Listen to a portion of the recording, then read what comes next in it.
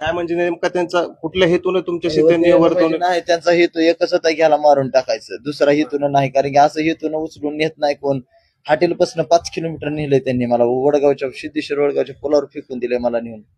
ते बी एक जण भेल्यामुळे, नाहीतर एक जण ते ड्रायव्हर म्हणायचं ह्याला मारून टाकायचं, म्हणजे टाकू जामखेड पस्तर नेऊ म्हणला ह्याला उडत, जिथं पडन मरून तिथं टाकून देऊ म्हणत होता. तुम्हाला सोडलं कसं तरी त्यांनी? एक जणानं गुचुरीला धरून चालत्या गाडीतनं मग फेकून दिलं ते वडगावच्या पुलावर. मग मी याला ना बघितलं नाही काय नाही, पण मी फिरून उठून बघूस तर गाडी पसार झाली. ती लांबनं बघितलं 51 नंबर दिसलाय फक्त, कारण की मला चक्कर आले लागलं माझे दोन्ही हात. काचात पॅक केल्यामुळे मला काहीच कळायला नाही. तिथे गाडी थांबलेली होती, मला म्हणले एक फोटो द्या. मग आपलं पेमा करून ते फोटो असा आतमध्ये मुठी घातली, काचा पॅक केली, गाडीला घेरा दिस टाकून ठेवतात त्यांनी.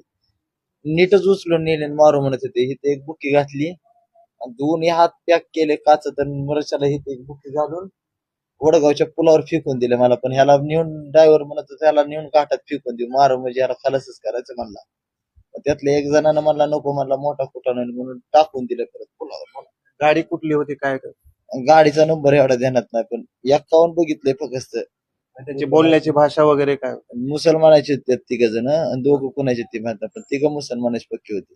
साधारणतः किती वाजण्याच्या दरम्यान हा प्रकार घडलेला आहे? 7:15 7:30.